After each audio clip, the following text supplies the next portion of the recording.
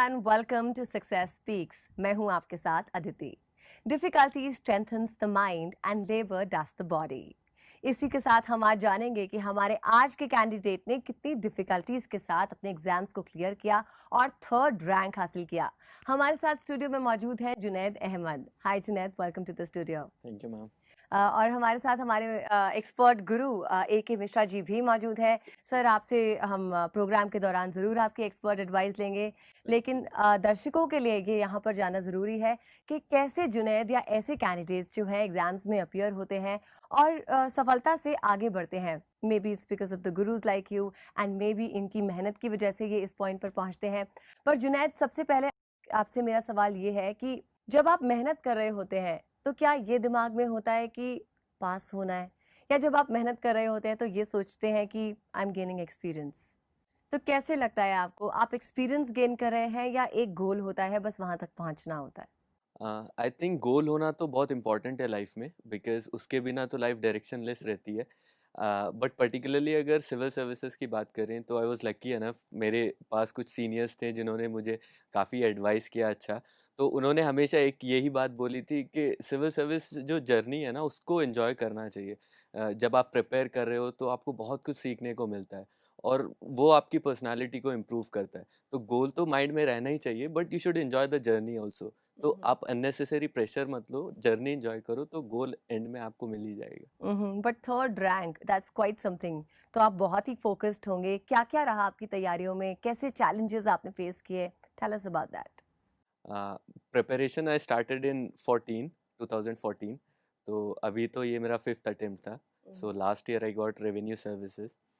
तो फोकस रहना तो बहुत इम्पोर्टेंट है लाइफ में, क्योंकि उसके बिना चीज़ें आप नहीं अचीव कर सकते हो। तो स्टार्टिंग में मेरा यही मेन फोकस था कि किसी भी तरीके से प्रिपेयर करना है और सिविल सर्विसेज निकालना है। बट क्या होता है, बीच में आपको बहुत सारे फेलियर्स मिलते हैं और ये एग्ज़ाम भी थोड़ा सा उस टाइप का है कि प्रीलिम्स, मेंस, इंटरव्यूज़ अलग अलग स्टेजेस हैं।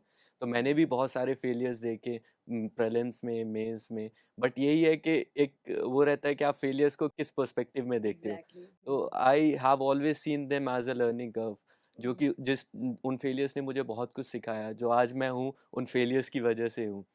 तो मैं तो हर एक से यही बोलता हूँ कि फेलियर्स से हमेशा सीखना चाहिए और उनको हमेशा सीढ़ी बना के ऊपर चढ़ना चाहिए। पर स्ट्रैटेजाइज करना along the way, how important do you think it is? It's very important exam के पर्सपेक्टिव से देखें, क्योंकि कभी कभी क्या होता है कि बीच बीच में ये फील होने लगता है कि हमें कोई एक्सपर्ट बनना है, या कभी कभी एक स्टूडेंट फोकस करने लगता है एक पर्टिकुलर सब्जेक्ट पे, बहुत ज़्यादा टाइम वेस्ट हो जाता है। तो एग्ज़ाम को स्ट्रैटेजी बनाना वो बहुत इंपॉर्टेंट है, मार्क्स कैसे लाने हैं। तो उसके लिए आपको अपने स्ट्रेंथ्स पे काम करना पड़ता है। जहाँ मेंस में आंसर राइटिंग पे, फॉर एग्जांपल मेरे 2-3 अटेम्प्ट में मैंने मेंस क्लियर नहीं किया था। तो देन आई रियलाइज्ड कि आंसर राइटिंग इज समथिंग जहाँ पे बहुत ज़्यादा फोकस चाहिए। तो आई वर्कड ऑन दैट। तो बीच बीच में जहाँ जैसे जैसे फेलियर था, उसके बाद मैंने अपनी स्ट्रैटेजी को चेंज किया और उस हिसाब से अपना आगे प्रोसीड किया था। सर, आपको क्या लगता है कि स्ट्रैटेजाइज करने के कौन से पॉइंट्स होने चाहिए कि किसी को इतना वक्त नहीं लगे, या कोई स्ट्रेट अवे ये जान पाए कि ये पॉइंट्स हैं, I have to follow these and I get that? देखिए, जैसा जुनैद ने कहा कि सबसे पहले एक लक्ष्य की क्लैरिटी बहुत ज़रूरी है। जी। यदि लक्ष्य ना हो तो ड्राइव नहीं मिलता। जी। और फिर आती है कि स्ट्रैटेजी की बात, कि कैसे हम उसको बनाएं। तो उसके लिए यूपीएससी ने एक सिलेबस दिया हुआ है, क्वेश्चन पेपर्स हैं। उस कॉन्सेप्ट को बनाने के लिए एक बार उसके अध्ययन करने के बाद वो काफ़ी क्लैरिटी आ जाती है। जी। और जो सबसे बड़ी चीज़ है वो है कि एक डिसीजन फॉर्मेटिवेशन की अथक प्रयास, परसिवेरेंस जिसको कहते हैं, जो जुनैद के एफर्ट्स में आपको दिखाई दे रहा है। कि जैसे इन्होंने कहा कि फिफ्थ अटैम्प्ट है, इसके पहले वाले अटैम्प्ट में इनको आईआरएस कस्टम्स मिला, लेकिन शुरू के 3 अटैम्प्ट में नहीं भी मिले। तो ये जो कंसिस्टेंसी है कि कभी हार नहीं मानना है, हार नहीं माननी। और जी। एक जो failures are pillars of success, ये हमेशा एक उस चीज़ को ऐसे समझना कि कैसे हम, थॉमस एडिसन ने भी 10,000 जो फेलियर्स प्राप्त किए, तो 1,000 प्लस उसको जो इन्वेंशंस भी मिल गए। तो ये मनुष्य अपने जीवन में अपनी ही करेक्शन से सीखता है। कोई इंसान उस चुनौती को अपना बदकिस्मती समझ लेता है, कोई समझता है कि चुनौती है। आप देखिए यूपीएससी भी जो है, ये ठीक है कि कैंडिडेट फर्स्ट अटेम्प्ट में जिस समय समझ में आ उसी समय क्वालिफाई कर जाते हैं, लेकिन यूपीएससी भी इस चीज़ को जानती है कि हो सकता है एक अटेम्प्ट में सबसे अच्छे कैंडिडेट ना मिल पाए उनको, अच्छा। इसलिए लोगों को 6 अटेम्प्ट तक दिया हुआ है कि कोई कैंडिडेट की अलग अलग परिस्थितियाँ हो सकती हैं और उस पर बन सकता है। अल्टीमेट कोशिश ये होती है कि जो कैंडिडेट सेलेक्ट हों वो रेलेवेंट और जेन्युइन हो। जी। तो जुनैद की कहानी काफ़ी इंस्पायरिंग इस मामले में कि डिस्पाइट ऑल ऑड्स इन्होंने अपनी हार नहीं मानी और आज जो है ऑल इंडिया रैंक में टॉप 3 रैंक में Top 3rd three position rank में होना right. Civil service examination Commendable. 2013 में, और फाइनली इनकी मंजिल जो IAS बनने की थी आज मिल चुका है इनको। तो that's the strength behind his success. Exactly. पर जुनैद, आपको फैमिली का सपोर्ट था, आपके friends when you were preparing, how were they with you?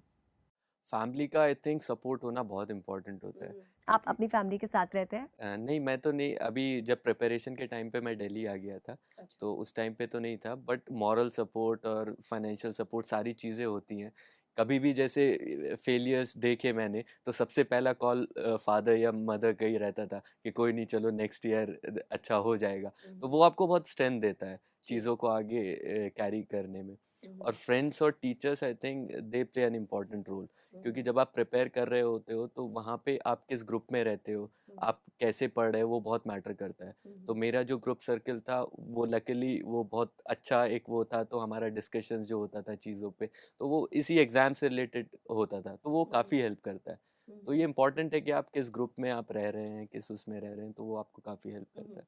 तो कह सकते हैं कि आपकी जर्नी चाहे लंबी रही है, it might have been difficult, but it was constructive all along.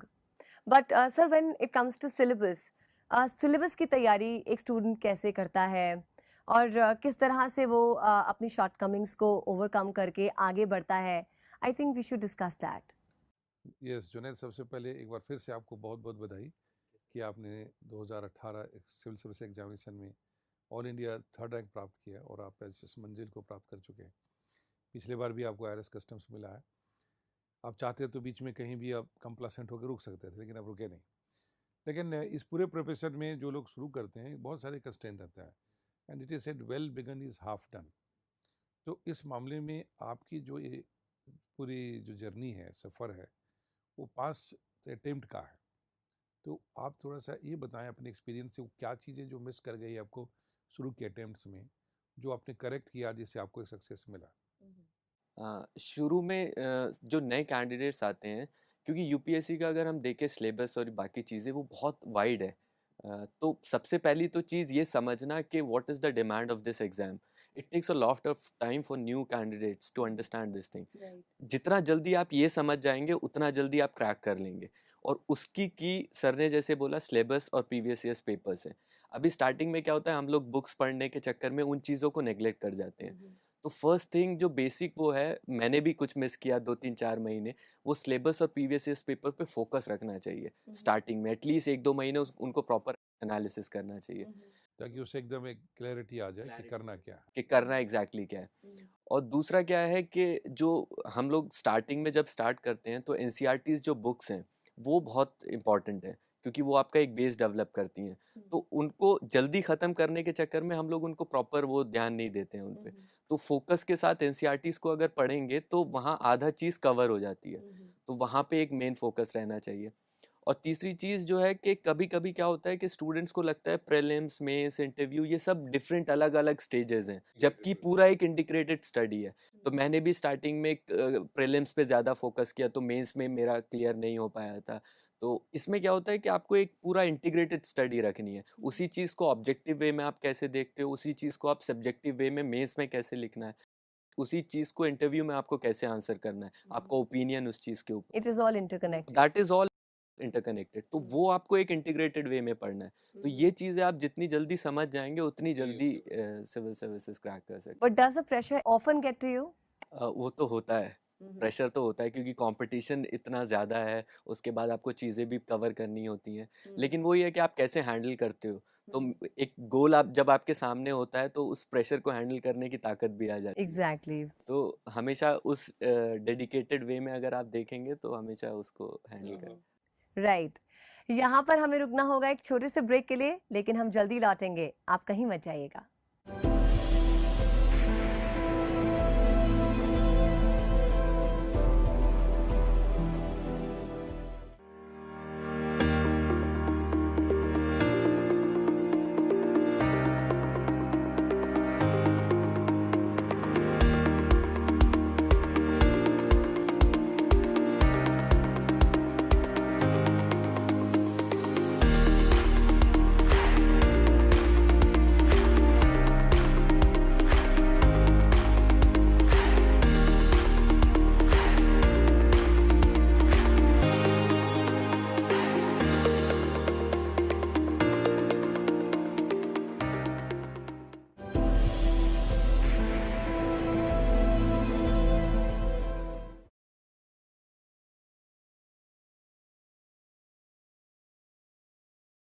Welcome back. आप देख रहे हैं सक्सेस स्पीक्स, आपके साथ मैं हूं अदिति और कॉन्वर्सेशन जारी है। जुनैद, जो हमने एनसीईआरटी की बात की, पहले फंडामेंटल्स क्लियर होना चाहिए और उसके लिए सिलेबस एंड क्वेश्चंस उसकी स्टडी पहले हो जाए। एनसीईआरटी की स्टडी भी करना वो भी एक बड़ी कलाकारी इस एग्जामिनेशन के बारे में।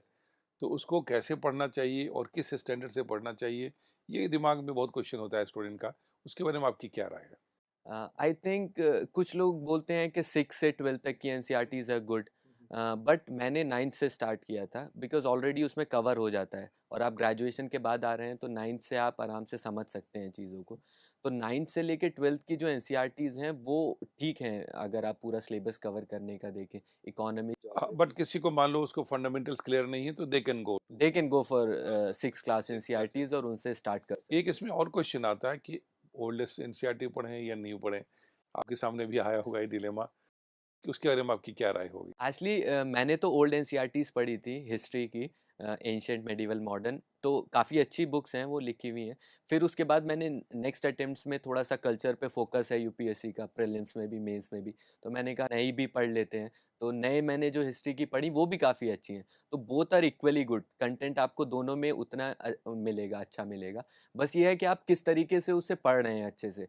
और उसके लिए सबसे इम्पोर्टेंट आपने जैसे बोला कि कैसे पढ़ना है, उसके लिए again I go to the basic syllabus और प्रीवियस ईयर्स पेपर्स। वो आपके दिमाग में जब रहते हैं तो वो सारे टॉपिक्स आपके दिमाग में रहते हैं, कहाँ से चीज़ें पूछी जा सकती हैं, किस चीज़ पे ज़्यादा फोकस करना है, किस चीज़ पे कम फोकस करना है, तो वो हमेशा ध्यान में रहना चाहिए। किताब में एक बहुत बड़ा कन्फ्यूजन होता है, क्या पढ़ें, कितना पढ़ें, कितना ज़्यादा पढ़ना पड़ेगा, ये लगती है। तो इस बारे में चूँकि आप ऑल इंडिया टॉपर हैं, 3rd रैंक है आपने पाया है, तो उसके बारे में रेंज ऑफ स्टडी, कितनी किताबें पढ़नी है, जो कन्फ्यूज़न है, जो कैडेट के दिमाग में आता है, और कितने घंटों की पढ़ाई करें, इसके बारे में ज़रा अपना आप एक्सपीरियंस लोगों को बताइए।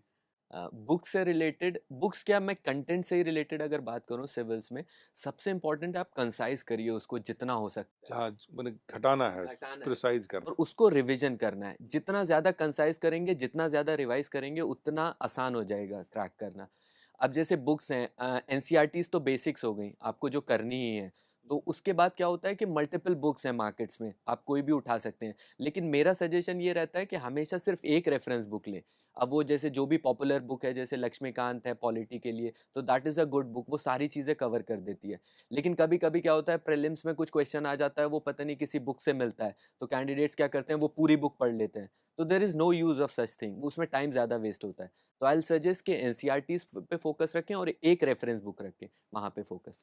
और अगर आर्ट्स की बात करें जो आपने बोला, तो आई थिंक कि स्टार्टिंग में इट रिक्वायर्स कि आप थोड़ा सा डेडिकेटेड स्टडी दें उन बेसिक्स को कवर करने के लिए। बट फिर भी एक जो काउंटिंग होती है स्टूडेंट की, कि 14-15 घंटे पढ़ना चाहिए, ये पढ़ने, उसके बारे में आपका अनुभव, आपका कंसिस्टेंट स्टडी कितने घंटे का था? नहीं, आई थिंक ये तो एक अननेसेसरी प्रेशर डालता है। 14-15 ह्यूमन कैपेसिटी के बाहर है, 14-15 आवर्स आप पढ़ना।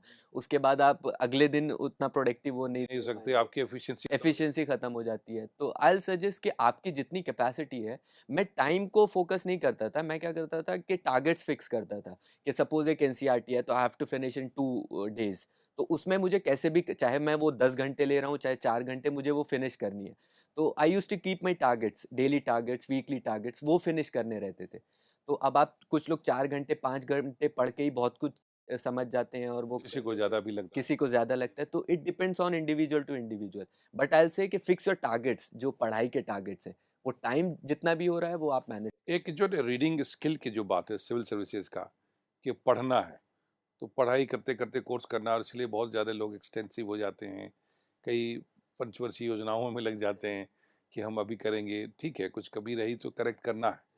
तो एक रीडिंग, बेसिक रीडिंग का जो अप्रोच होता है, जिसको कहते हैं quality approach for civil service examination, कि लिखना, पढ़ना, सोचना, इन चीज़ों को अध्ययन करना, इसके बारे में थोड़ा सा लोगों को समझाने की कोशिश करिए।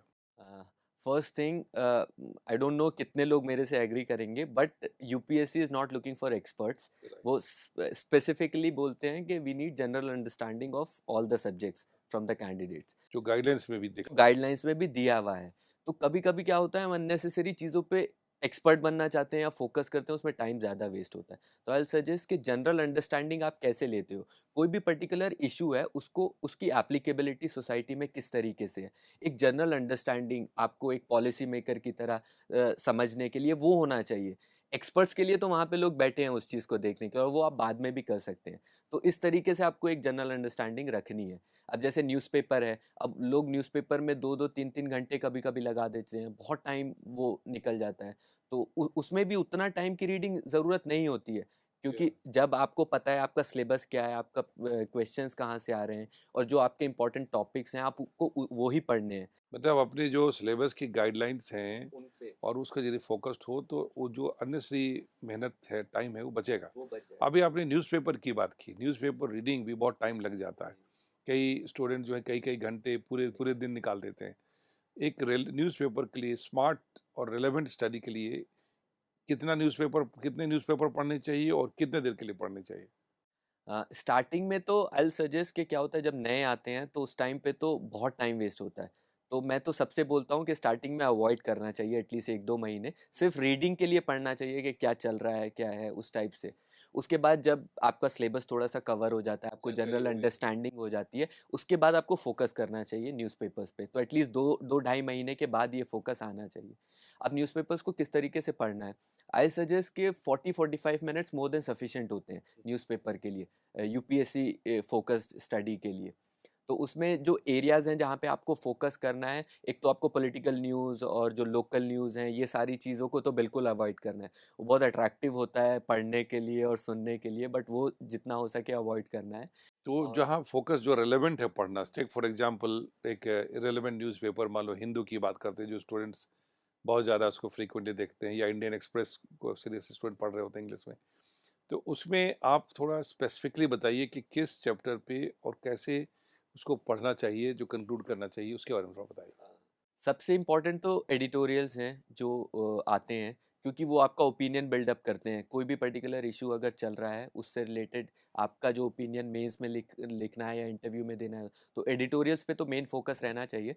उसके बाद जैसे वर्ड का पेज होता है इंटरनेशनल रिलेशंस, और वहाँ से काफ़ी चीज़ें पिकअप होती हैं, वहाँ पे थोड़ा सा फोकस रखना चाहिए। लेकिन इशू पे फोकस होना चाहिए कि व्हाट इज़ द इशू या उसका रीजंस क्या हैं, उसका सॉल्यूशन क्या है, यहाँ पे ज़्यादा फोकस होना चाहिए रेदर देन कलेक्टिंग इन्फॉर्मेशन, कि आप चीज़ें पिक कर रहे हैं, डेटा पिक कर रहे हैं, जगह पिक कर रहे हैं, तो वो ज़्यादा मैटर नहीं करता है। क्योंकि आप प्रीलिम्स भी अगर देखेंगे तो वहाँ पे ऐसा नहीं पूछेगा ये प्लेस कहाँ पे है, या उस ऐसे इशू वाइज वो चीज़ें पूछता है मेंस में भी और उसमें। तो focus on those areas. And क्या उसके कई बार स्टूडेंट जो है उसके बाद नोट्स बनाने लग जाते हैं न्यूज़पेपर का। आपका अपना एक्सपीरियंस क्या रहा है न्यूज़पेपर के होल्ड करेंट्स को ऑपरेट करने के लिए? Notes are very important for current events, क्योंकि जो मेंस है उसमें ये नोट्स ही होते हैं जो आपको वहाँ पे हेल्प करते हैं। टाइम नहीं होता है बिल्कुल 3 आवर्स में 20 क्वेश्चंस लिखना, जो भी आपके दिमाग में है बस वहाँ पे लिख। नोट्स का टाइप कैसा होना चाहिए जो आपने बनाया? न्यूज़पेपर्स का मैं क्या करता था कि नोट्स बिल्कुल कंसाइज होने चाहिए। अब जैसे कोई इशू चल रहा है न्यूज़ में, तो मैं उसको लिखता नहीं था, नोट्स नहीं बनाता था उस वक्त जब तक वो इशू कॉम्प्रिहेंसिवली कवर नहीं होता, क्योंकि उसके प्रोस कॉन्स, उसका सोल्यूशन क्या है, वो आने में एटलीस्ट 1 हफ्ता तो लगता है किसी भी इशू का रिलेटेड। तो मैं उसको स्क्रिबल कर लेता था जो भी पर्टिकुलर वो है, उसके बाद जब वो प्रॉपर कवर हो जाता था फिर मैं A4 पे उसका एक इशू बनाता था। तो उससे क्या होता था कि एक पर्टिकुलर इशू मेरा इधर पेज में कवर हो जाता था, और वो सिर्फ बुलेट्स में रहता था। मेरा जो नोट्स होते थे उसको मैं ज़्यादा पैराग्राफ्स और ये सब नहीं करता था, सिर्फ पॉइंटर्स जो होते थे। तो जब मैं मेंस का आंसर लिख रहा था तो वो बस पॉइंटर्स मेरे दिमाग में रहते थे, उनको मैं वहाँ पे एलाबोरेट कर देता था। तो इस तरीके से काफ़ी हेल्प मैंने वो चीज़ें जो साथ साथ ओपिनियन शुरू से बनते भी रहे। शुरू से बनता है। एक मैं प्रीलिम्स जो है चूँकि आपने ऑल 5 टाइम्स प्री निकाला है, ठीक है? तो प्री क्वालीफाई करने के लिए जो एक सॉलिड स्ट्रैटेजी, अभी प्रिलिमिनरी एग्जामिनेशन आने वाला है स्टूडेंट्स के जो है, तो उसके बारे में आप कुछ बताएँ कि ये कुछ इंपॉर्टेंट चीज़ है जो आपको ध्यान रखना चाहिए? प्रीलिम्स अगर देखें एग्ज़ाम का सबसे डाइसी पार्ट है, क्योंकि कंपटीशन सबसे ज़्यादा यहीं पे रहता है। तो प्रीलिम्स के लिए कुछ चीज़ें हैं जो दिमाग में रखनी चाहिए। पहली चीज़ तो प्रीवियस ईयर्स पेपर्स, उसमें आपको एक पैटर्न पता चलता है कि वो सेट कैसे करता है यूपीएससी क्वेश्चंस, और उनका पैटर्न मोर और लेस सेम ही रहता है। स्टेटमेंट सेट करने का, ऑप्शन सेट करने का, तो वो आपको एनालाइज करना है। वो चीज़ अगर आपने पकड़ ली तो आप काफ़ी हद तक वहाँ पे चीज़ें सॉल्व कर पाएंगे। दूसरी क्या होती है कि elimination strategy, that is very important, क्योंकि अगर आप देखें 30, 35, 40 क्वेश्चंस के बाद किसी को कुछ नहीं आता है वहाँ पे। अब जो आपकी अप्लाइड जो नॉलेज एक्यूमुलेटेड है उसी को अप्लाई करना है वहाँ पे। तो वहाँ पे एलिमिनेशन स्ट्रैटेजी काम आती है कि जितना ज़्यादा आप एलिमिनेट कर पाएंगे स्टेटमेंट्स को, चीज़ों को, उतनी जल्दी आप आंसर पिक कर पाएंगे। तो मोर देन सिलेक्शन के क्या सही है, गो फॉर एलिमिनेशन, क्या नहीं हो सकता है, उसमें आप आंसर्स तक पहुंचने का इजी वे में आप पहुंच जाते हैं। You'll not get confused. हाँ, उसमें ये रहता है। तीसरी चीज़ क्या होती है कि अटेम्प्ट्स कितने करने हैं। कभी कभी स्टूडेंट्स कंफ्यूज होते हैं, तो कुछ लोग सजेस्ट कर देते हैं 90 प्लस करने हैं, कुछ लोग कहते हैं बहुत एक्यूरेट रहना है, जितना आता है बस उतना ही सजेस्ट करना है, ये अटेम्प्ट करना है। तो मेरा मानना है कि जितने भी उस पेपर का जो जैसा भी पेपर है उस हिसाब से आपको अटेम्प्ट लेने चाहिए, और 85 to 90 is a good number looking at the competition जो अभी है। तो क्योंकि आपका थोड़ा सा रिस्क मार्जिन भी होता है रॉन्ग होने का, तो वो एक गुड नंबर है। अब मैं तो 95 96 अटेम्प्ट करता था स्टार्टिंग में, लेकिन लास्ट ईयर सिर्फ 84 ही कर पाया था। तो बाद में निकला तो मुझे लगा कि इतने कम क्यों हुए, but last paper was really tough, तो वो अटेम्प्ट कर ही नहीं पाया था। हाँ तो आपको वहीं पे स्ट्रैटेजाइज करना पड़ेगा आपको कितने अटेम्प्ट करने हैं प्रीलिम्स में। तो ये एक चीज़ है जो बहुत मैटर करती है वहाँ पे। और लास्ट चीज़ जो है वो टेस्ट सीरीज और करंट अफेयर्स, क्योंकि अभी मेन फोकस जो यूपीएससी का है वो अप्लाइड पार्ट करंट अफेयर्स पे फोकस है। तो अभी मैं ज़्यादा से ज़्यादा क्या करता था, जैसे इंटरव्यू के बाद मुझे इतना टाइम नहीं मिलता था, तो I use to focus on test series जो भी है। तो क्वेश्चंस के थ्रू मैं ज़्यादा चीज़ें सॉल्व करता था। उससे आपको एक नैक भी आता है प्रीलिम्स को सॉल्व करने का, और उससे थोड़ा सा प्रेशर हैंडल करने का वो भी हाँ, वो एक लगातार प्रैक्टिस में भी रहते प्रैक्टिस हैं, भी होता है। प्रैक्टिस में भी। और लास्ट चीज सबसे इंपॉर्टेंट प्रीलिम्स के लिए आई थिंक इज वहाँ 2 घंटे में how you are performing. I have seen many candidates जो टेस्ट सीरीज में टॉपर्स हैं, जो हर जगह बहुत अच्छा मार्क्स कर रहे हैं, बट वहाँ सेलेक्ट नहीं हो रहे हैं। तो how you handle the pressure there in those 2 hours, that matters a lot. To maintain that pressure कि एग्जामिनेशन में भी आपकी एफिशिएंसी बढ़े, किन किन चीज़ों का ध्यान रखना चाहिए? मेन वहाँ पे आपको एक तो ये है कि एक बैगेज नहीं होना चाहिए कि मुझे क्लियर करना है, या अभी मेरे तो क्या होगा? नहीं हुआ तो क्या होगा, ये सबसे ज़्यादा टेंशन स्टूडेंट्स कई बार रात को सोते नहीं सोते हैं, नहीं है। एक कई अब कई very दिनों तक जो फिर लास्ट मोमेंट में भी रिवीजन करने की कोशिश कर रहे जी, हैं, जी, थका हुए मन से जाता है। बिल्कुल। और लास्ट में तो एटलीस्ट बिल्कुल ये इंपॉर्टेंट है कि नई चीज़ कोई नहीं पढ़नी चाहिए। इनफैक्ट पेपर भी नहीं लगाने चाहिए 4-5 दिन पहले, क्योंकि कभी स्कोर कम आ जाता है तो क्या होता है, मोरल डाउन हो जाता है और वो अफेक्ट करता है वहाँ पे जाके। तो 5 दिन पहले रिलैक्स करना चाहिए, थोड़ा-थोड़ा जो आपको चीज़ें वो हैं वो रिवाइज़ कर लेनी चाहिए, नया बिल्कुल नहीं पढ़ना चाहिए। एंग्जाइटी पर बिल्कुल विजय और प्राप्त करके take a very good sleep, और उसके बाद एटलीस्ट हाफ एन आवर पहले आपको वहाँ पहुँचना चाहिए, क्योंकि आई हैव रियलाइज जब आप कभी हड़बड़ी या टाइम कम होता है और आप बहुत जल्दी पहुँचते हो वहाँ पे और टाइम नहीं होता है, तो वहाँ पे थोड़ा सा दिमाग आपका ब्लॉक सा रहता शुरू है, से ही आप डिस्टर्ब हो गए। डिस्टर्ब हो गए। आप आराम से टाइम लेके वहाँ पे पहुँचिए, एटलीस्ट आधे घंटे पहले वहाँ बैठिए और फिर अपना पेपर करिए। तो ये के क्वेश्चन को ध्यान से पढ़ करके और मार्क करना हाँ, कि सही जगह मार्क कर रहे हैं या नहीं कर रहे हैं, ये भी एक एग्जाम से बहुत इम्पोर्टेंट, क्योंकि कुछ मेरे हैं फ्रेंड्स, उन्होंने क्या किया था कि वो पूरा पेपर कर दिया था, उसके बाद ओएमआर में फिल करना शुरू किया, तो एक में रॉन्ग हो गया था, तो वो पूरा ओएमआर का सीक्वेंस रॉन्ग हो गया था, सीक्वेंस। और उसने आके कैलकुलेट किए मार्क्स तो काफ़ी आ रहे थे, बट उसका फाइनल स्कोर जो है वो बहुत कम था। तो ही रियलाइज कि वो ओएमआर में पूरा एक गलत होगा तो वो पूरा गलत हो जाएगा, क्योंकि आप ए बी सीक्वेंस से बिगड़ गया आपका, सीक्वेंस बिगड़ गया तो एमआर में आपने खत्म कर दिया। तो ये छोटी छोटी गलतियां भी कैंडिडेट के लिए बिल्कुल ही और फिर वो जो टाइम होता है बीच का, एक जेएस और सीसैट के बीच का टाइम, कई बार कैंडिडेट उसको प्रेशर में निकाल लेते हैं, मोटी मोटी किताबें पढ़ रहे हैं, रिवीजन कर रहे हैं, तो वो टाइम रिलैक्स करने का ज़्यादा होना चाहिए, इससे तैयारी होनी चाहिए। मुझे उम्मीद है कि आपकी इस बात को देख करके इनको फिल्म्स के ऊपर में काफ़ी स्ट्रैटेजी। और बीच में जो टाइम मिलता है उसमें बहुत सारे करते हैं कि सॉल्यूशंस देखने लगते हैं मोबाइल पे, क्या ठीक है क्या नहीं है, तो एक भी गलत हुआ तो वो फील होने लगता है गलत है ठीक है। तो मोबाइल बंद रखना चाहिए, वो पेपर बंद कर देना चाहिए, डिस्कस ही नहीं करना चाहिए पेपर, वो जो खत्म हो गया उसके बारे में बस रिलैक्स करना चाहिए और उसके बाद वेट करना चाहिए दूसरे पेपर का।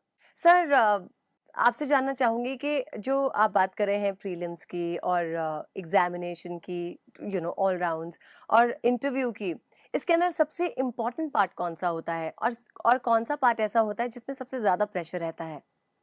ये शायरी कोई स्टेज है जहाँ प्रेशर ना हो कैंडिडेट के बारे में। एक बहुत तीनों के तीनों की अपनी अपनी अहमियत है, जी। और इसके भी डिस्कशन में हम जुनैद के साथ उनके उस पॉइंट को भी निकालते हैं कि किस प्रकार से इस प्रेशर को इन्होंने हैंडल किया। तो अभी थोड़ी सी चर्चा को आगे बढ़ाते हुए हम लोग ये जानना चाहेंगे जुनैद कि प्रिलिमिनरी एग्जामिनेशन में आपने बहुत इंपॉर्टेंट पॉइंट्स बताए, लेकिन ओवरऑल एक चूंकि कई सब्जेक्ट्स हैं उसमें, तो जो सब आपके जो एक्सपीरियंस रहा है, एग्जामिनर का फोकस किन सब्जेक्ट्स पे और किस तरह से ज़्यादा है, फिल्म्स के बारे में थोड़ा उसको हाईलाइट करिए। मैंने तो 5 अटेम्प्ट्स दिए हैं, तो आई हैव सीन कि कैसे-कैसे पैटर्न चेंज हुआ है। तो अगर हम देखें तो पिछले 14-15 का अटेम्प्ट जब मैंने देखा तो आर्ट एंड कल्चर पे बहुत फोकस था एग्ज़ामिनर का। तो काफ़ी सारे क्वेश्चंस उधर से आते थे। तो क्या होता है कि आर्ट एंड कल्चर पढ़ना बड़ा डिफ़िकल्ट हो जाता है, कहाँ से कवर करना है। तो काफ़ी लोग क्या करते हैं, बहुत सारी चीज़ें ले लेते हैं, बुक्स ले लेते हैं। तो जैसे मैंने बोला कि आपको स्टिक करना है जो आपकी बेसिक बुक्स हैं, उसी अप्लाइड नॉलेज से आपको वहाँ सॉल्व करना है। तो मैंने एनसीईआरटीज़ प्लस एक नितिन सिंघानिया की बुक आती है कल्चरल की, वो पढ़ी थी। उसके बाद जो भी क्वेश्चन आता था मैं अप्लाई करता था उस चीज़ को। इसी तरीके से बीच में फोकस था एनवायरनमेंट के ऊपर, तो रेड डेटा बुक और एंडेंजर्ड स्पीसीज़ और इन सब के ऊपर काफ़ी यूपीएससी का फोकस रहा था 2-3 सालों में। फिर बीच में रिपोर्ट्स के ऊपर काफ़ी फोकस आया था, कौन-सी रिपोर्ट्स कहाँ से आ रही है। तो ये चेंज होता रहता है ट्रेंड चेंज होता ट्रेंड। रहता है। अभी एक अगर यूपीएससी एक एरिया से कभी ज़्यादा पूछ रहा है, तो दूसरे एरिया से फिर ज़्यादा पूछता है, नेक्स्ट ईयर कुछ और चेंज कुछ हो और गया। चेंज होता है। तो आप बट ओवरऑल एक फोकस एप्लीकेशन बेस्ड ज़्यादा है क्वेश्चन का। एप्लीकेशन बेस्ड, क्योंकि जैसे आप अगर एनवायरनमेंट देखें, साइंस एंड टेक देखें, तो ये सारे सब्जेक्ट्स ऐसे हैं कि इसमें बुक से आप ज़्यादा कुछ नहीं कर सकते हैं, क्योंकि वो अप्लाइड पार्ट ज़्यादा पूछ रहा है। तो इसके लिए आपका इम्पॉर्टेंट है कि आपके जो करंट में जो इश्यूज चल रहे हैं, कोई भी पर्टिकुलर इशू है एनवायरनमेंट से रिलेटेड या साइंस से रिलेटेड, उस पर उसका आप फोकस रखें, उसका थोड़ा सा बैकग्राउंड इंटरनेट पे चेक कर ले, वो इवेंट कैसा है, क्यों है, कब है। तो ये आपको वहाँ पे हेल्प करेगा सॉल्व करने में। और जो स्टैटिक पार्ट है सिलेबस का, पॉलिटी हो गया या ज्योग्राफी हो गया या हिस्ट्री हो गया, तो ये आप बेसिक बुक से कवर कर सकते हैं। तो इस तरीके से अगर आप एक करंट और स्टैटिक का एक बैलेंस बना के चलेंगे, तो वो पैटर्न कितना भी चेंज हो जाए आपको काम आएगा उसमें। आपने अपना प्रिपरेशन इंटीग्रेटेड किया होगा प्री और मेंस दोनों को ध्यान रखते हुए। तो अभी आप ये बताएं कि जो नेचर है सिलेबस का और एग्जाम का, प्री और मेंस दोनों में एक्सपेक्टेशन में क्या डिफरेंस है? एग्जामर एग्जामर क्या चाहता है उसमें? प्री में थोड़ा सा हम चीज़ें ऑब्जेक्टिवली देखते हैं, ऑल्दो एक जनरल परसेप्शन है कि हाईएस्ट, लॉन्गेस्ट और ये सब चीज़ें प्री में पूछी जाती हैं, ऐसा कुछ नहीं है, क्योंकि लोगों को लगता है कि उस तरीके से है जनरल जो नया बच्चा आ रहा है। लेकिन थोड़ा सा ऑब्जेक्टिव रहता है कि किस चीज़ को कैसे देखना है। और मेंस में जो ज़्यादा है वो सब्जेक्टिव है, कोई इशू है कि what is that issue, what is the reason behind that issue और उसका सोल्यूशन क्या है, तो वो सब्जेक्टिव आ जाता है। तो इस तरीके से प्रीलिम्स और मेंस में थोड़ा सा ऑब्जेक्टिविटी और सब्जेक्टिविटी का फ़र्क आता है, लेकिन उसी इशू को आपको दोनों नज़रियों से पढ़ना है, तभी आप दोनों को एक इंटीग्रेटेड स्टडी ले पाएंगे दोनों के साथ। दोनों के साथ। मेंस के प्रिपरेशन की जो बात है उसमें से आप पहले बताएं कि पहले अटेम्प्ट में आपका मेंस नहीं हो पाया, तो उसमें आपको क्या लगता है क्या कमी रह गई थी? I'll tell you my marks. First attempt में when I gave mains 636 I got, and this year I got 893. So 250 marks का jump. तो this is a gradual progress जो हुआ है मेरा attempt to attempt, बढ़ता चला गया। तो मेंस में आप जितनी मेहनत करोगे उतने आपको मार्क्स मिलेंगे। अब स्टार्टिंग के अटेम्प्ट्स में मेरे साथ प्रॉब्लम ये हो रही थी कि एक तो आपकी स्पीड वो बहुत मैटर करती है, क्योंकि 20 क्वेश्चंस एंड 3 आवर्स में आप किस तरीके से लिखोगे उसको। तो उसके लिए मैंने आंसर राइटिंग प्रैक्टिस नहीं की थी, तो वहाँ पे जाके 17-18 क्वेश्चंस ही अटेम्प्ट कर पाता था। तो लास्ट के अटेम्प्ट्स में मैंने जितना हो सका उतना ज़्यादा आंसर राइटिंग की, तो उसने पूरे मैं क्वेश्चंस अटेम्प्ट करके आया। इनफैक्ट 5-10 मिनट पहले ही पेपर कंप्लीट हो जाता था। तो ये पहली चीज़ है कि आपको आंसर राइटिंग पे फोकस करना है, स्पीड बढ़ानी है। दूसरी चीज़ क्या थी कि प्रीवियस अटेम्प्ट्स में मैं बहुत अनऑर्गेनाइज्ड वे में लिख रहा था। क्या होता था, कोई भी इशू पूछा जा रहा है तो मैं जंबलिंग कर देता था जो भी पॉइंट्स मेरे दिमाग में आते थे। तो उसका रीज़न था या तो मैंने उस क्वेश्चन को प्रीवियसली लिखा नहीं है, या तो उस इशू को मैंने नोट्स वाइज प्रिपेयर नहीं किया ताकि वो पूरा स्ट्रक्चर उतर सके। तो उसकी वजह से मार्क्स नहीं मिलते थे। तो सेकंड चीज़ जो मैंने इन अटेम्प्ट्स में की थी कि मैंने प्रॉपर नोट्स बनाए थे, जैसे मैंने बनाया करंट्स के बुलेट के फॉर्म में। तो वहाँ क्या होता था कि या तो मैंने वो क्वेश्चन पहले से लिख लिया है टेस्ट सीरीज़ में, या तो मैंने उसके नोट्स बनाए हुए हैं, तो मुझे वहाँ सोचना नहीं पड़ता था। तो ये 2 चीज़ें थी जो सबसे इम्पोर्टेंट थी इन 2 अटेम्प्ट्स में मेरे मेंस। इसमें जुनेद जो मेंस में जो मेन खेल है वो राइटिंग स्किल का है कि आप कितने एफिशिएंट और क्या। तो राइटिंग स्किल से क्या मतलब, एक तो स्पीड हो गई, तो चाहिए एक्यूरेसी चाहिए, but what is the relevant and correct style of writing for main examination जो रियली इम्पैक्ट क्रिएट करता है, वो उसमें किन बातों को ध्यान रखना चाहिए? एक तो आई थिंक कि आप जब लिखते हैं तो मैंने जैसे बोला कि रैंडम नहीं आना चाहिए, एक स्ट्रक्चर होना चाहिए जो एग्जामिनर को रीड करने में आसानी हो। अब उसको आप कैसे कर सकते हैं? तो स्ट्रक्चर बनाने के बहुत तरीके होते हैं। कुछ लोग हेडिंग्स, सब हेडिंग्स यूज़ करते हैं, बुलेट पॉइंट्स यूज़ करते हैं, कुछ लोग पैराग्राफ्स यूज़ करते हैं। तो आई थिंक मैं जो यूज़ करता था वो mix of bullet points, headings, paragraph, इस तरीके से। कोई पर्टिकुलर इशू है तो उसके पॉलिटिकल रीजंस क्या हैं, तो एक हेडिंग हो गई, उसके नीचे सब हेडिंग आ जाती थी। तो इस तरीके से एक स्ट्रक्चर्ड वे में लिखना रहता था। और उसके बाद क्या होता है कि आप जब आंसर लिखते हैं तो एक आपका इंट्रोडक्शन होता है। अब उसमें क्या लिखना है? तो कुछ लोग जनरल एक डेफिनेशन लिखते हैं। मैं ट्राई करता था कोई फैक्ट देने का उससे रिलेटेड, जो पर्टिकुलर इशू पूछा गया है। फिर जो मेरी बॉडी होती थी उसमें मैं जो बुलेट पॉइंट्स की जो मैंने बनाए हुए होते हैं उसी को एलैबोरेट करता था। और जो सजेशन होता है, रिकमेंडेशन पार्ट आखिर में जो क्लोजिंग होती है, वो बड़ी इंपॉर्टेंट होती है, क्योंकि एग्जामिनर जब क्लोज कर रहा होता है तो वो मार्क्स उसी के हिसाब से थोड़ा सा कंक्लूजन क्या कंक्लूजन क्या है। तो कंक्लूजन में मैं ट्राई करता था कि जो भी कमिटीज़ हैं, एमिनेंट पर्सन्स हैं, उनकी सेइंग्स या रिकमेंडेशंस जो भी हैं वो वहाँ पुट अप करता था। और बहुत ऑप्टिमिस्टिक वे में, कितना भी कुछ क्रिटिकल पूछा गया है, एक ऑप्टिमिज्म आना चाहिए कि यू थिंक कि चीज़ें अच्छी हो जाएंगी। कि you are a solution giver? हाँ, सॉल्यूशन गिवर, डिसाइसिव हैं, सॉल्यूशन गिवर है। तो उस तरीके से वहाँ पे वो चीज़ रखनी चाहिए राइटिंग में।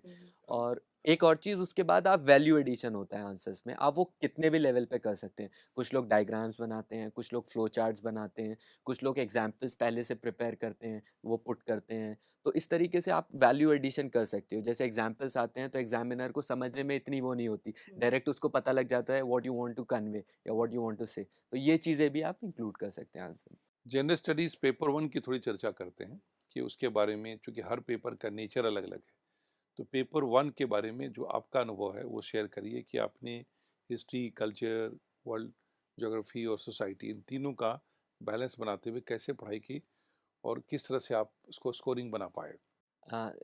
यही चीज़ मैंने जैसे स्टार्टिंग में भी बोली कि आपको कॉस्ट बेनिफिट देखना है कि आप कहाँ से मार्क्स फेच कर सकते हैं ज़्यादा। तो जैसे पेपर 1 में अगर हम देखें तो एक हिस्ट्री का पार्ट है, एक सोसाइटी, एक ज्योग्राफी। अगर हम पीछे के ट्रेंड्स देखें तो ज्योग्राफी के क्वेश्चंस मैक्सिमम रहते हैं, 9-10 तक क्वेश्चंस जाते हैं। तो मेरा ज्योग्राफी ऑप्शनल था तो मुझे इतनी प्रॉब्लम नहीं हुई। लेकिन स्टिल आई विल सजेस्ट कि थोड़े से जो डायग्राम्स होते हैं, इंडिया के डायग्राम, वर्ल्ड के डायग्राम, जो कॉमन कॉमन डायग्राम्स हैं, वो थोड़े से देख लेने चाहिए। तो डायग्राम से इम्पैक्ट आता है। और जैसे हिस्ट्री की अगर बात करें, जैसे वर्ल्ड हिस्ट्री है, अब वो अपने आप में बहुत बड़ा पूरा एक डोमेन है। और अगर आप प्रीवियस ईयर्स पेपर्स देखें, लास्ट ईयर तो एक भी क्वेश्चन नहीं था वर्ल्ड हिस्ट्री से, और उससे पहले 1-2 क्वेश्चन आते हैं।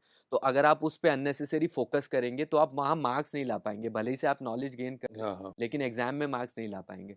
तो आपको थोड़ा सा पढ़ना है, उतना जितना वहाँ एक क्वेश्चन के लिए, 2 क्वेश्चन के लिए आप आंसर कर पाए। तो इस तरीके से वर्ल्ड हिस्ट्री को देखना है। और जो हिस्ट्री का पार्ट है मेनली, एंशिएंट, मेडिवल, मॉडर्न, तो उसमें भी आप देखेंगे मेडिवल के पार्ट में से ज़्यादा क्वेश्चन नहीं आते हैं।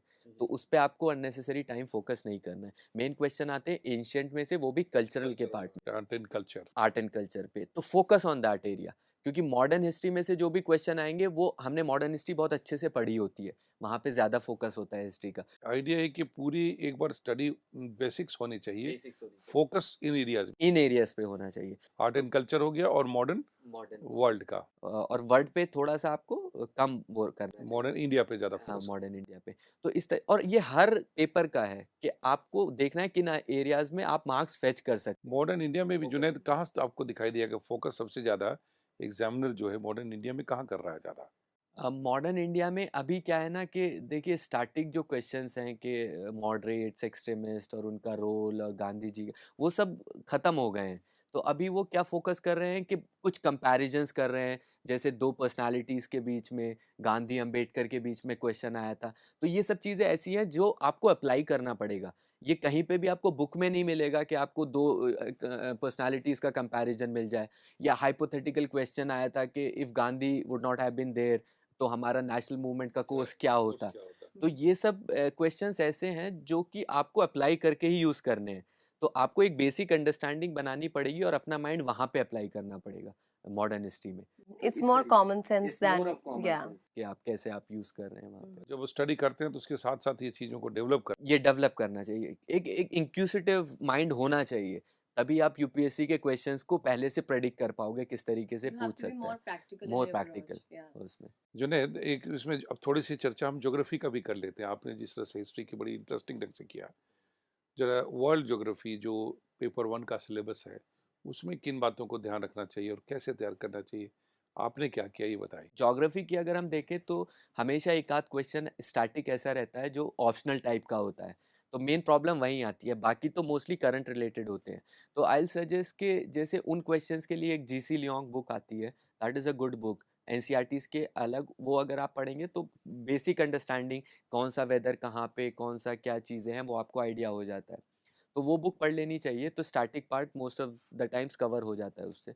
मेन फोकस आपका ज्योग्राफी में करंट पे होना चाहिए, क्योंकि आप अगर क्वेश्चंस देखें अर्बन फ्लडिंग, उसके बाद वेजिटेशन और वाटरशेड प्रोग्राम और इस टाइप के क्वेश्चन ज़्यादा पूछे जाते हैं जिनका अप्लाइड जो है वो एस्पेक्ट ज़्यादा है। जो डिज़ास्टर्स हो रहे हैं, अभी साइक्लोन आया है, फानी साइक्लोन चल रहा है वहाँ पे उड़ीसा में, तो उसी से रिलेटेड क्वेश्चन बन सकता है। जैसे पूछा था वेस्टर्न कोस्ट पे ईस्टर्न कोस्ट पे क्यों साइक्लोन ज़्यादा होते हैं, तो दीज आर क्वेश्चन जिनका अप्लाइड जो है वो चीज़ें ज़्यादा हैं। तो फोकस ऑन दोज थिंग्स जो कि करंट में चल रही हैं ज्योग्राफी के लिए। यहाँ पर हमें रुकना होगा एक छोटे से ब्रेक के लिए, लेकिन हम जल्दी लौटेंगे, आप कहीं मत जाइएगा।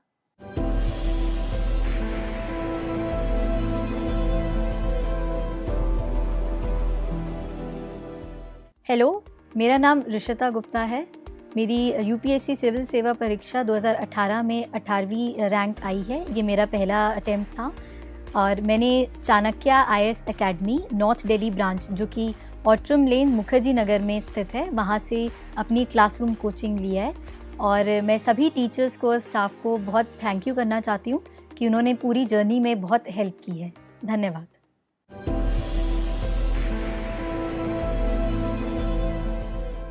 वेलकम बैक, आप देख रहे हैं सक्सेस स्पीक्स और जारी रखते हैं अपनी चर्चा को, आगे बढ़ाते हैं सर। और आई थिंक जुनैद से और कुछ ऐसे सवाल किए जाने चाहिए जो हमारे ऑडियंस के लिए भी हेल्पफुल हो। हम पेपर 1 की जिससे चर्चा कर रहे थे, उसमें आपने ज्योग्राफी की चर्चा की, बहुत इंटरेस्टिंग। उसी तरह से पेपर 1 में सोसाइटी, इंडियन सोसाइटी के बारे में थोड़ा चर्चा करते हैं कि एग्जामिनर का फोकस कहाँ है और उसका प्रिपरेशन की टोटल स्ट्रैटेजी क्या होनी चाहिए मैम? सोसाइटी से अगर हम बात करें तो एक तो एनसीईआरटी वो तो बेसिक है ही, एक सोसाइटी की एनसीईआरटी आती है, वो आपको बेसिक अंडरस्टैंडिंग देती है इंडियन सोसाइटी के बारे में। क्वेश्चन से रिलेटेड अगर हम बात करें तो बेसिक फोकस एग्जामिनर का सोशल इश्यूज जो इंडिया में रेलेवेंट हैं उनके ऊपर रहता है, चाहे वो चाइल्ड से रिलेटेड हो, चाइल्ड लेबर आता है और चाइल्ड एजुकेशन आती है, हेल्थ आता है चाइल्ड का, वो सारी चीज़ों पे फोकस रहता है। वेमेन रिलेटेड इश्यूज बहुत ज़्यादा फोकस रहता है, चाहे वेमेन की हेल्थ से हो या फिर एक पेट्रियार्कल एक सेटअप है उसका जो सिस्टम है उससे रिलेटेड चीज़ें हो। तो चाइल्ड, वेमेन, लेबर और ये जितने भी कास्ट सिस्टम और रीजनलिज्म और ये जितनी भी चीज़ें हैं इन पे ज़्यादा फोकस रहता है एग्जामिनर का। तो आई थिंक इन चीज़ों को ज़्यादा फोकस में रख। और करंट से उसको जोड़ के चलें, जो Correct. अखबारों में जो आ रहा रेलेवेंस, वो पढ़ते रहे तो कोई समस्या नहीं। पर सर मैं एक बात जानना चाहूँगी कि you seem to be very clear कि क्या कहाँ पर होना चाहिए, पर नॉर्मली जो प्रिपरेशन कर रहे होते हैं उनको किस पॉइंट पे ये क्लैरिटी आती है? ये चीज़ मैं जैसे सर ने भी बोला और मैंने भी कि आपको समझना यूपीएससी को, that is the first task. जितनी जल्दी समझ जाएंगे उतनी जल्दी क्लियर कर लेंगे, जिस दिन समझ गए क्वालिफाई कर लेंगे। तो वो समझने के लिए बेसिक थंब रूल है कि आप पेपर्स जब तक आपको पता नहीं है वो क्या डिमांड कर रहा है तब तक आप नहीं समझोगे। तो पेपर्स को देखें, उसी में आपको क्वेश्चंस दिए हुए हैं सोसाइटी में किस एरिया से पहले के previous paper, previous years paper, तो आपको आइडिया हो जाएगा कि वो किन एरिया से किन डोमेन्स पे फोकस करता है, पूछता है। तो ये चीज़ आपको पता चल जाएगी तो आप उसी डायरेक्शन में अपनी स्टडी। और यदि ये ना समझे तो कैंडिडेट फिर कई सालों तक सिर्फ सब्जेक्ट पढ़ रहे होते हैं, उनको उसका नॉलेज गैदर कर रहे होते हैं कि करना क्या है। जुनैद, हम पेपर 2 की थोड़ा चर्चा करते हैं, जीएस का, जिसमें एक डायनेमिज्म है, इंडियन पॉलिटी, गवर्नेंस, कॉन्स्टिट्यूशन और तमाम इंटरनेशनल रिलेशन के हैं। तो आपका ऑप्शनल क्या रहा है? मेरा ज्योग्राफी ऑप्शनल था। लेकिन यहाँ आपने इंडियन पॉलिटी गवर्नेंस का जो पेपर है, इसको आपने कैसे तैयार किया, जो लोगों को समझाना चाहेंगे? पॉलिटी एंड गवर्नेंस के लिए सबसे इम्पोर्टेंट तो जो बेसिक बुक है ये लक्ष्मीकांत की, ये आपको थोड़ा सा कॉन्स्टिट्यूशन का पूरा आइडिया दे देती है, तो आपको आंसर को बैक करने के लिए हेल्प होता है कॉन्स्टिट्यूशन से। लेकिन मेन जो आते हैं वहाँ इश्यूज आते हैं, आपको उनको कैसे हैंडल करना है। तो अब पॉलिटी के लिए मैंने जैसे जो लॉज होते हैं वो बहुत पूछे जाते हैं, उनका क्रिटिसिज्म या उनका क्या सोल्यूशन हो सकता है। तो एक वेबसाइट है पीआरएस की जो लेजिस्लेटिव उसका पूरा एक देती है कि किस तरीके से क्या उसमें क्या इश्यूज हैं, क्या सोल्यूशन है, तो वो रेफ़र करता था, उसने काफ़ी हेल्प किया। उसके बाद क्या है, एआरसी रिपोर्ट है एडमिनिस्ट्रेटिव रिफॉर्म्स कमीशन की। लेकिन जनरल स्टडीज़ के बच्चे के लिए वो पूरी रिपोर्ट पढ़ना बहुत डिफ़िकल्ट होता है, उसकी समरी और सेलेक्टिव रीडिंग अच्छा रहता है, तो आपको एक बेसिक आइडिया हो जाएगा कि आपको किस तरीके से पढ़ना है। और तीसरी चीज़ क्या है कि जितने भी जो टॉपिक्स हैं, मैं क्या करता था कि हेडिंग्स हैं जैसे एसएचजीज, एनजीओ, सिविल सोसाइटी, इनको क्या करता था कि बना लेता था इनका स्टैटिक पार्ट, एनजीओज़ के क्या साथ क्या इशू है, उसका सोल्यूशन क्या है या इसका इंपॉर्टेंस क्या है। तो इससे क्या होता है कि आपका स्टैटिक कवर हो जाता है, फिर जो करंट में इश्यूज़ आ रहे हैं आप उसको लिंक करते हैं उस चीज़ से, तो ये इस तरीके से हेल्प करता है। और इकोनॉमिक सर्वे और बजट, ये चीज़ें भी पेपर 2 में काफ़ी ऐसी चीज़ें होती हैं जो हेल्प करती हैं उस चीज़ को रिलेटेड। इंटरनेशनल रिलेशन के लिए क्या किया आपने? इंटरनेशनल रिलेशन पे मैं आ रहा था। तो इंटरनेशनल रिलेशन के लिए what I did, first thing is कि यूपीएससी में एक तो फोकस रहता है, हर साल कुछ ना कुछ इंस्टीट्यूशन पूछते हैं वो, एक ना एक इंस्टीट्यूशन उसके बारे में चीज़ें। तो जो भी इंस्टीट्यूशंस हैं यूएन के या वर्ल्ड बॉडीज़ हैं, उनसे रिलेटेड इश्यूज़ हैं, वो मैं कवर करता था कि एटलीस्ट वो बॉडीज़ जो न्यूज़ में है वो कवर कर सकूँ। और उसके बाद इंटरनेशनल रिलेशंस पे मेन जो फोकस रहता था वो रहता था कि इंडिया का पर्सपेक्टिव विज़ विज़ दूसरी कंट्रीज़ के। तो सबसे पहले एक फोकस हो गया India with relation to neighbouring countries, तो जितनी भी नेबरिंग कंट्रीज़ हैं। फिर एक एरिया है मिडिल ईस्ट का या वेस्ट एशिया जो हम बोलते हैं, एक यूरोप हो गया, एक अमेरिका हो गया। तो इन एरियाज़ को इंडिया के पर्सपेक्टिव से मैं कवर करने का ट्राई करता था। तो दो फोकस रहते थे, एक तो इंडिया का रिलेशंस दूसरी कंट्रीज़ के साथ, तीसरा जो इंस्टीट्यूशंस हैं, मल्टीलैटरल इंस्टीट्यूशंस या बायलैटरल इंस्टीट्यूशंस, उनकी इंपॉर्टेंस और इंडिया का रोल। तो इन दो चीज़ों पे मैं फोकस रखता था। पर सर ये क्या सिर्फ सेल्फ स्टडी से पॉसिबल है to achieve the understanding of everything, और did you take any kind of tuitions और नॉलेज और information from the internet? How did you go about it? Self study में भी आपको इम्पॉर्टेंट है स्मार्ट स्टडी आप कैसे करते हो। अब आपके पास इतनी सारी इन्फॉर्मेशन है, अगर आप उसको कंसाइज करने लग जाओगे तो बहुत टाइम लग जाता है। तो बेटर जो कंसाइज चीज़ें हैं मार्केट में या इन्फॉर्मेशन है इंटरनेट पे, आप वो पिक कर लो और मेक यूज़ ऑफ दैट, वो आपको हेल्प करेगी। That saves time. That saves time, a lot of time. तो उसको आपको कैसे प्रोडक्टिव यूज़ करना है वो आपको डिसाइड करना है। तो बेसिकली ये चीजें एक डायरेक्शन देती है। नहीं, वो तो चलिए इसीलिए कोचिंग का फायदा इसी बात का होता है कि कितनी चीज़ों को कंसाइज ढंग से आप ले सकते हैं, वही चीज़ आपको काफ़ी समय लग सकता है। जनरल स्टडीज़ में थोड़ी सी चर्चा अब हम पेपर 3 की भी करते हैं जो साइंस टेक इकोनॉमी और बाकी सब्जेक्ट का, उसके बारे में भी अपना प्रकाश डालिए। पेपर 3 में कुछ पार्ट्स हैं, पहला तो इकोनॉमी से रिलेटेड है, दूसरा सिक्योरिटी से रिलेटेड है, तीसरा एनवायरनमेंट से रिलेटेड है। तो ये 3 बेसिक एरियाज़ हैं जहाँ पे फोकस करना चाहिए। अब इकोनॉमी के लिए क्या है, एक तो जनरल अंडरस्टैंडिंग आपको हो जाती है, प्रीलिम्स आप देते हो, लेकिन वहाँ पे वो क्वेश्चंस अप्लाइड वे में पूछता है। तो इकोनॉमिक सर्वे जैसे मैंने बोला पेपर 2 और पेपर 3 दोनों के लिए इंपॉर्टेंट होता है, बजट और इकोनॉमिक सर्वे, वो आपको वाइडर पर्सपेक्टिव देता है चीज़ों को लेके, तो फोकस थोड़ा सा वहाँ रखना चाहिए। और जो इकोनॉमी का पार्ट है वो मैंने करंट से ज़्यादा कवर किया था, जितनी भी चीज़ें न्यूज़पेपर में चल रही हैं, फिस्कल डेफिसिट से लेके इन्फ्लेशन क्यों है या एग्रीकल्चर इश्यूज़ क्या हैं, क्यों हैं, उस टाइप से, तो वो अप्लाइड वे में ही पूछते हैं। तो उनको आपके करंट अफेयर्स के नोट्स बने होने चाहिए, वो बहुत इंपॉर्टेंट है उस चीज़ के लिए। अब एनवायरनमेंट का जो पार्ट आता है तो उसके लिए स्टैटिक कोई बुक नहीं है जो चीज़ें वो कवर कर सके। तो एनवायरनमेंट में वो वैसी ही चीज़ें पूछते हैं जो कि इश्यूज अभी चल रहे हैं, burning issue. Earning issue, Paris summit हो गया या क्लाइमेट डील हो गए या एनवायरनमेंट का इम्पैक्ट अभी जैसे फानी ने कितना डैमेज किया है एग्रीकल्चर को और इसको, तो डिज़ास्टर उसमें आपका कैसे करते हैं, डिज़ास्टर मैनेजमेंट आप कैसे करते हैं। मतलब है कि एक फंडामेंटल्स क्लियर हो, लेकिन एक फोकस होना चाहिए जो बर्निंग इश्यूज पे चले आ रहे हैं, जो डिजास्टर मैनेजमेंट सारी चीज़ों को ले करके। बेसिकली जो एडमिनिस्ट्रेटिव पॉइंट ऑफ व्यू से चीजें हैं उस तरह से देखनी चाहिए, that there is a problem and this is the solution, this is your point of solution. पूरे स्टडी का पूरा डायरेक्शन वही है कि जी। आपको it's a process of making one officer while preparation is going on. Absolutely. पूरे उसी प्रिपरेशन में एक मेकिंग हो रही है। It's not just a test of knowledge. No, it is just making, वो इवॉल्व हो रहा है कैंडिडेट जो सिविल सर्विसेज की तैयारी के दौरान। राइट। पेपर 4 एक बड़ा ही डायनेमिक पेपर है, एथिक्स इंटीग्रिटी एप्टीट्यूड। उसके बारे में आप ओवरऑल क्या अप्रोच आपने अपनाया, कैसे अपने केस स्टडीज की टेक्निक को बेटर किया, वो बताइए। अब पेपर 4 के लिए क्या है कि स्टार्टिंग में जैसे मैंने कुछ लोगों से सुना कि थियरी लिखने से मार्क्स मिल रहे थे, बट अभी क्या हो गया है कि वो ज़्यादा चेक कर रहे हैं कि आप कितना उसको अप्लाइड वे में यूज़ कर सकते हैं उसको, एथिक्स को। तो मेरा फोकस क्या था कि एक तो जो सिलेबस है पेपर 4 का, उसकी जो टर्मिनोलॉजीज़ हैं वो सारी दी हुई हैं, ऑनेस्टी, अकाउंटेबिलिटी, इंटीग्रिटी, जितनी भी हैं सब हैं। तो मैंने क्या किया था, उन सारों को अपने वर्ड्स में 3-4 लाइन्स में लिख लिया था, what I understand with those words या सारे with those words, terms सारे उसके वोकेबलरी उसके क्लियर कर। क्लियर कर ली, बुकिश डेफिनेशन नहीं, वो ताकि मैं ओपन कर सकूँ अपना आंसर। उसके बाद मैंने एथिक्स में क्या किया था, सबसे इंपॉर्टेंट होता है कि आप उसको कैसे प्रेजेंट करते हो, कैसे जस्टिफाई करते हो। उसके लिए एग्जाम्पल्स आपको यूज़ करने बहुत इंपॉर्टेंट हो जाते हैं। तो जितने भी न्यूज़ में एग्जाम्पल्स आते थे पॉलिटिकल इश्यूज से रिलेटेड या ब्यूरोक्रेसी से रिलेटेड या इकोनॉमी से रिलेटेड, जिसमें एथिकल डिलेमा होता था या एथिकल इशू होता था, वो मैं लिख लेता था। तो उससे क्या होता है कि वो आप यूज़ कर सकते हो वहाँ पे अपनी सेल्फ डेफिनेशन के साथ। और आखिर में जो मैं आंसर था उसमें ये करता था कि जो भी मैंने लिखा है उसको जस्टिफाई किस तरीके से करना है। तो या तो कोई भी थियरी है, एरिस्टोटल हो गए या जो भी कॉन्सिक्वेंशलिज्म, ये जितनी भी थियरीज हैं उन वो जहाँ भी फिट बैठती है उससे उसको डिफेंड करता था। तो ये 3 पार्ट रहते थे मेरे एथिक्स में, एक अपनी सेल्फ किस तरीके से मैं उसे समझता हूँ, उसका एग्जाम्पल और उसका जस्टिफिकेशन। ये इधर वाला पार्ट होता था क्वेश्चंस वाला। केस स्टडीज से रिलेटेड जो आपने पूछा, केस स्टडीज क्या पूछना चाह रहा हूँ। केस स्टडीज से रिलेटेड क्या होता है कि मल्टीपल वेज हैं केस स्टडीज को आपको अटेम्प्ट करने के।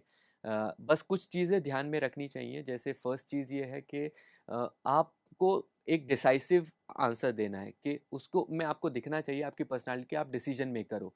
आपको ये नहीं कि ये भी हो सकता है, ये भी हो सकता है, लेकिन आप ये नहीं दिख रहा कि आप करोगे क्या। तो decision making is very important. दूसरी चीज़, सॉल्यूशंस जो आप पुट अप करते हो वो बहुत कॉम्प्रहेंसिव होने चाहिए, taking into consideration all the stakeholders which are there involved in the problem. तो आप जो शॉर्ट टर्म सॉल्यूशंस, इमीडिएट कुछ होता है, सपोज राइट हो रहा है, तो आप ये नहीं कि आप मैं ये कॉल करूँगा वो करूँगा, आपको ऑन द स्पॉट कुछ डिसीजन लेना है जो आप कर सकते जो कर सकते हो, that is immediate solution to that. But again I use to show the long term solution also, कि अगेन फ्यूचर में ये चीज़ ना आए तो उसके लिए व्हाट स्टेप आई टेक।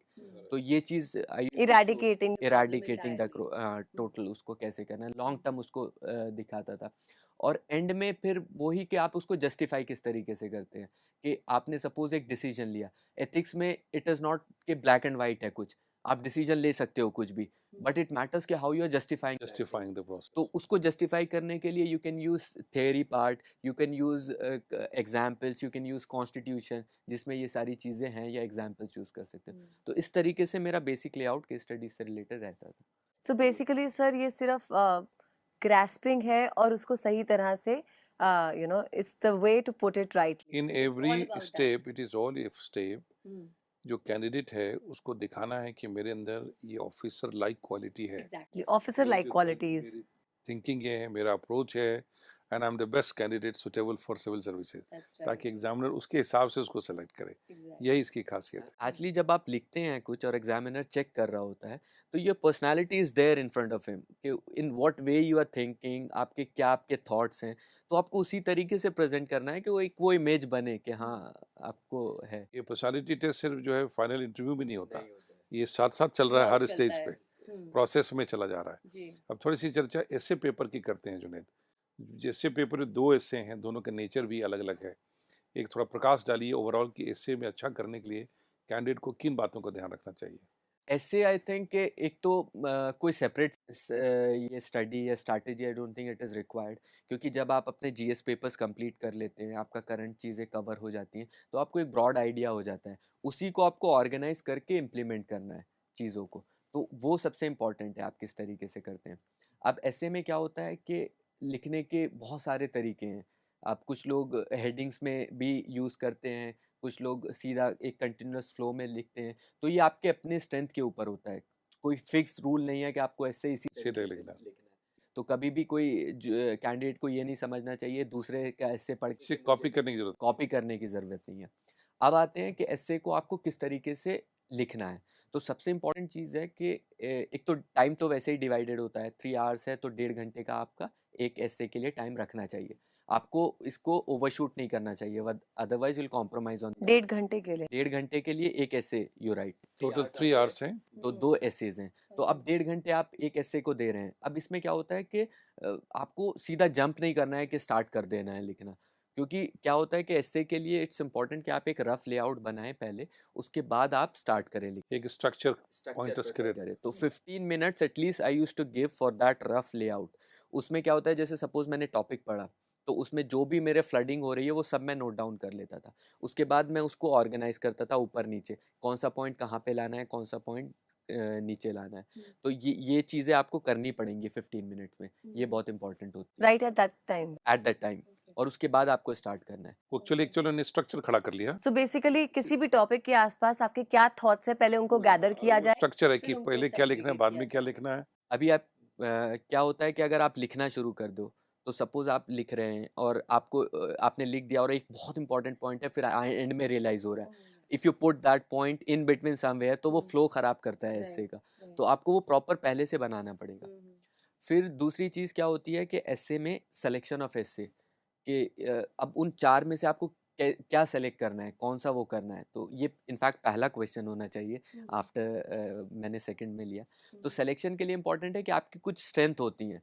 जैसे मुझे फिलॉसफिकल एसेज मेरी स्ट्रेंथ है, या फिर मेरा कोई टेक्निकल सब्जेक्ट टेक्निकल है वो स्ट्रेंथ है, तो मैं इनको उठाता था। लेकिन जो स्पेसिफिक पॉइंटर्स होते थे जैसे what is relevance of NAM एक आया था, तो मैं उस पे ज़्यादा नहीं कर पाता था। तो आपको ऐसे सिलेक्शन में क्या करना है, एलिमिनेट करना है। यहाँ पे भी 4 टॉपिक्स हैं एक ऐसे के, एलिमिनेट जो आपको नहीं करना है बिल्कुल, जो आपकी स्ट्रेंथ नहीं है। That gives you clearance, clarity clarity. आपको कौन सा अटेम्प्ट करना है, और आखिर में आप शॉर्टलिस्ट करो आपको कौन सा आपकी स्ट्रेंथ है, कौन किस पे आप फोकस कर सकते हो। तो ये सिलेक्शन प्रोसेस है। अब दूसरा मैंने बताया आपको बेसिक 15 मिनट आपको ऐसे में एटलीस्ट देने हैं लेआउट बनाने के लिए। और दूसरी चीज़ क्या है कि इंट्रोडक्शन और conclusion what I used to do, मैं उसको पहले ही लिखता था। क्योंकि इंट्रोडक्शन आपने स्टार्ट कर दिया, बीच में कट हो रहा है, ग्रामेटिकल मिस्टेक हो रही है, वो इंप्रेशन थोड़ा सा खराब सा देता था। तो 4-5 लाइन का वो कन्फ्यूजन शो करता है कि you are not very clear, तो वो मैं लिख लेता था। अब इंट्रोडक्शन के लिए भी मल्टीपल वेज हैं, कुछ लोग कोट्स, कुछ लोग पोएम्स, कुछ लोग एनेक्डोट्स, जो भी उनकी स्ट्रेंथ है वो यूज़ करते हैं। तो इट डिपेंड्स कि आपकी स्ट्रेंथ क्या है, आप उस तरीके से उसको यूज़ कर सकते हैं। और कंक्लूजन जो होता है, conclusion again be very very optimistic. आपको शो करना है कितनी भी है आप उसका सोल्यूशन ढूंढ सकते हो चीज़ों का, तो वो शो करता है कि आपकी पर्सनालिटी को, तो वो वहाँ कंक्लूजन पे थोड़ा सा फोकस करना चाहिए। और क्लोजिंग टाइम, और कभी कभी क्या होता है कि ऐसे में लोग क्या करते हैं, बॉडी पे इतना फोकस कर देते हैं कि टाइम नहीं होता, आखिर में कंक्लूजन छूट गया तो फिर बहुत बड़ी कमी। बहुत कमी। आप देखिए कि जब एग्जामिनर चेक कर रहा है तो वो आखिर में आते आते ना मार्क्स वहीं डिसाइड करता है, वो कंक्लूजन पे बहुत डिसाइसिव पॉइंट होता है, इंट्रोडक्शन और कंक्लूजन, तो वहाँ पे फोकस रखें। तो ये चीज़ ऐसे में थोड़ी सी इंपॉर्टेंट रहती है। और एक जो बहुत इंपॉर्टेंट चीज़ है ऐसे की, वो ये है कि आपको अपने थॉट्स को रेस्ट्रिक्ट नहीं करना है। कोई पर्टिकुलर इशू अगर पूछा जा रहा है तो मे बी उन्होंने स्पेसिफिक वे में पूछा है, but you have to show multiple dimension of that particular issue. तो इस तरीके से, जैसे फॉर एग्जांपल इस बार alternate technologies to climate change resilient India, ये पूछा था ऐसे।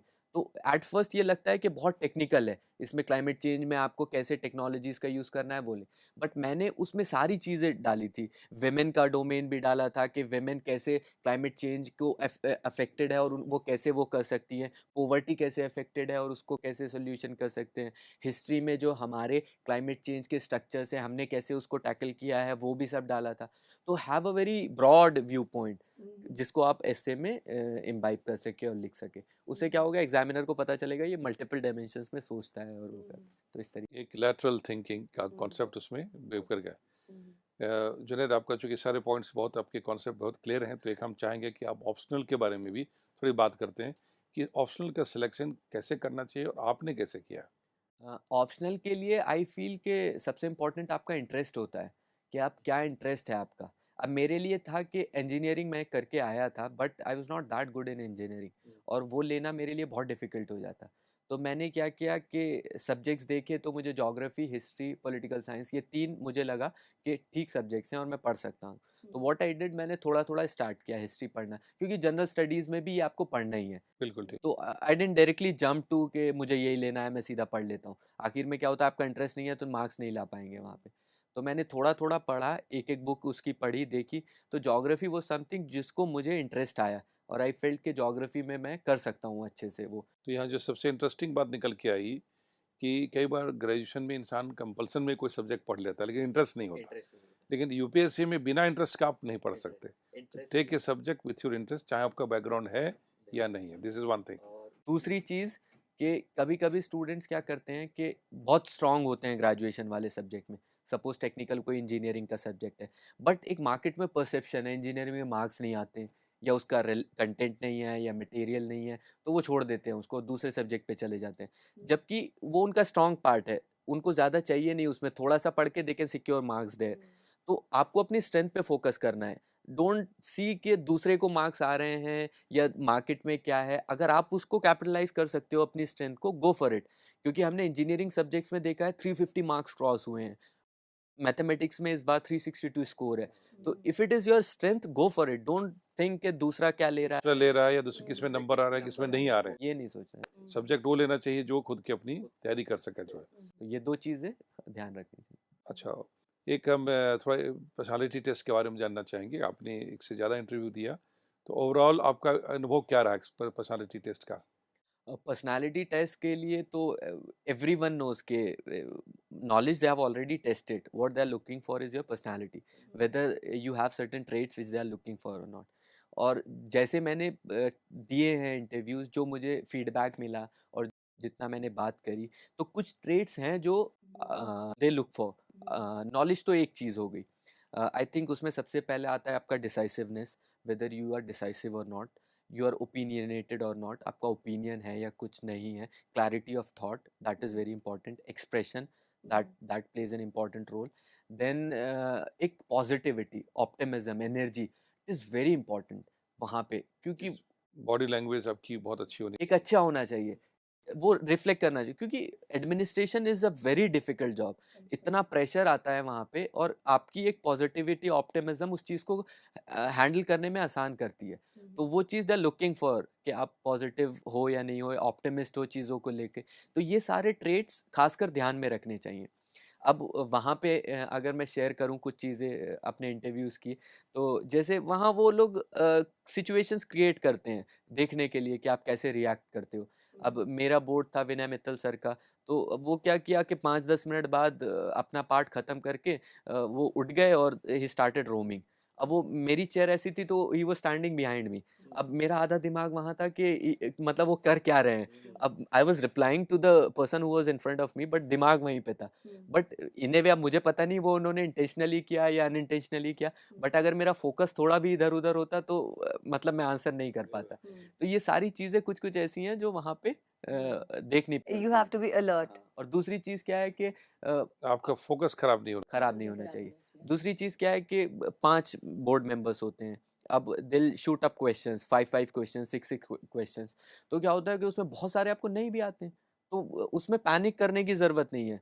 आपको after you are not expected to know सब एवरीथिंग। चीज़ सॉरी बोल दो सर, आई डोंट नो, और you are not expected to know everything. तो क्या होता है कि 1-2 क्वेश्चन नहीं दिया, कभी-कभी कैंडिडेट्स पैनिक कर जाते हैं, अब नेक्स्ट में क्या होगा? तो आता हुआ भी क्वेश्चन नहीं दे पाते। तो wait for the right question, shoot up there, automatically आपके मार्क्स ऊपर जाएँगे। अगर आप अननेसेसरी जो नहीं आता उसमें टाइम वेस्ट करोगे तो मार्क्स नहीं मिलेंगे। तो ये एक चीज़ बहुत इम्पोर्टेंट है उसके लिए। और बाकी तो इंटरव्यू में वही सारी चीज़ें हैं जो थोड़ी they want to just see the basic traits कि आपको एक ऑफिसर के रूप में कैसे जुनैद, आपके कॉन्सेप्ट बहुत क्लियर हैं और आपकी जो पूरी स्टोरी है मुझे लगता है कैंडिडेट्स को बहुत हेल्प करेगा जानने में। Wish you great career in IAS, God bless you.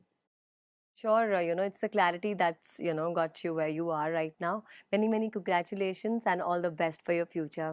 और जी, just a message for everyone, वो एस्पिरेंट्स हो या यूथ हो जो भी है, उनके लिए है कि मेरे टीचर्स ने मुझे सिखाया, और I I I want to share this thing कि हमेशा लाइफ में ना गोल रखना चाहिए। Goal is very very important. It doesn't matter IAS is not life. आप किसी भी फील्ड में बहुत अच्छा कर सकते हो इफ़ यू हैव अ गोल, आप फोकस्ड हो। दूसरी चीज़, फेलियर से कभी मत घबराना। आई हैव सीन, आप जितना फेल होगे, जितना नीचे एबिस में जाते हो ना, सक्सेस का उतना ही ज़्यादा मजा, बाउंस बैक कर सकते बाउंस बैक करने का। देन यू रियलाइज कि कितना मज़ा आता है उस चीज़ का। तो फेलियर्स को हमेशा स्टेपिंग स्टोन की तरह देखो। और लास्ट चीज़ जो है वो giving back to society, that is very important. Giving back to society. Ultimate satisfaction आपको वहीं पे आ सकता है। In whatever field you are, you give back to society जितना भी है, क्योंकि रिस्पॉन्सिबिलिटी अगर आती है तो उसको निभाना भी चाहिए। तो ये 3 चीज़ें दैट्स योर हमेशा ओन ध्यान सक्सेस रखिएगा। बेसिकली। हाँ, ये 3 चीज़ें हमेशा ध्यान रखिएगा, लाइफ में हमेशा सक्सेसफुल रहेंगे। Thank you. तो इसी के साथ हमें दीजिए इजाजत। उम्मीद है कि आपको हमारा आज का ये शो पसंद आया होगा और वहाँ बैठे ऑडियंस को जो जवाब ढूंढने थे वो मिल गए होंगे। तो अगले सैटरडे 9:30 बजे सुबह देखना ना भूलिएगा success speaks. Don't forget to like, share and subscribe to our channel and press the bell icon to never miss an update.